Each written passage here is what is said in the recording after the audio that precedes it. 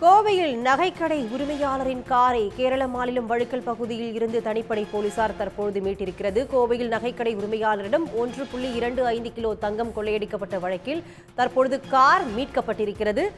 விவரங்களை தர காத்திருக்கிறார் செய்தியாளர் தென்னிலவன். விவரங்கள் நிச்சயமாக. அதாவது கடந்த சனிக்கிழமை பாத்தீங்கன்னா கேரளா மாநிலம் திருச்சூரை சேர்ந்த ஜெய்சன் ஜேக்கப் என்பவர் சென்னையிலிருந்து 1.25 கிலோ தங்கத்தை வாங்கி கொண்டு கேரளா நோக்கி சென்றார்.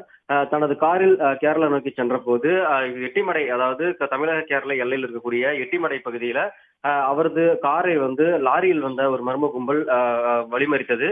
தொடர்ந்து காரின் கண்ணாடியை உடைத்து காருக்குள் ஏறிய அந்த மர்ம நபர்கள் காரில் இருந்த தங்கத்துடன் ஜெய்சன் ஜேக்கப் மற்றும் அவருடன் வந்த விஷ்ணு ஆகியோரை அழைத்துக் கொண்டு கேரளாக்குள் சென்றனர். பின்னர் சிறு தூரம் சென்ற பிறகு அந்த ஜெய்சன் ஜேக்கப் மற்றும் விஷ்ணு ஆகிய இருவரையும் இறக்கி விட்டுவிட்டு 1.25 கிலோ தங்கம் மற்றும் காரில் இருந்த இரண்டு சவரன் தங்க நகை மற்றும் 60,000 பணத்துடன் கேரளாக்குள் தப்பி சென்றனர். இந்த சம்பவம் தொடர்பாக கேஜி சாவடி போலீசார் வழக்கு பதிவு செய்து மாவட்ட காவல் கண்காணிப்பாளர் கார்த்திகேயன் உத்தரவின் பேரில் 5 தனிப்படைகள் அமைத்து விசாரணையை தீவிரப்படுத்தினர். குறிப்பாக கோவை கேரளா எல்லையில் இருக்கக்கூடிய பெரும்பாலான சிசிடிவி காட்சிகளை சேகரித்து அதனை ஆய்வு மேற்கொண்டு விசாரணையை தீவிரப்படுத்தினார்கள்.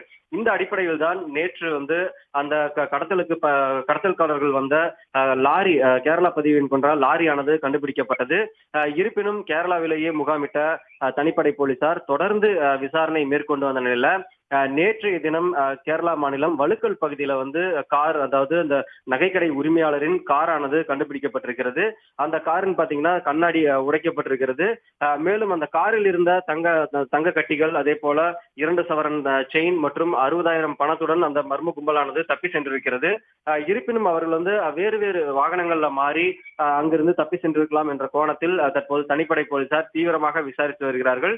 கடந்த 2 நாட்களாக பாத்தீங்கன்னா இரவு பகலாக கேரளாவிலேயே முகாமிட்டிருக்கக்கூடிய இந்த கோவை தனிப்படை போலீசார் திரிசூர், பாலக்காடு உள்ளிட்ட பல்வேறு பகுதிகளில் அந்த விசாரணையை தீவிரப்படுத்தியிருக்கார்கள். மிக விரைவில் அந்த குற்றவாளிகள், அந்த மர்ம நபர்கள் 5 பேரையும் பிடிப்பதற்கான ஆயத்த பணிகளையும் போலீசார் மேற்கொண்டு வருகிறார்கள்.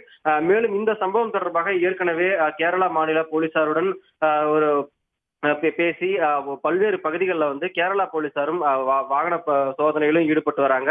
அதே போல் தற்போது இந்த கடத்தல் தங்கத்துடன் தப்பி சென்ற மர்ம கும்பலை பிடிப்பதற்காக தனிப்படை போலீசார் மிக தீவிரம் காட்டி வருகிறார்கள். தற்போதைய விவரங்களுக்கு நன்றி. உடனுக்குடன் செய்திகளை தெரிந்து கொள்ள சன் நியூஸ் பெல் ஐகானை கிளிக் பண்ணுங்க.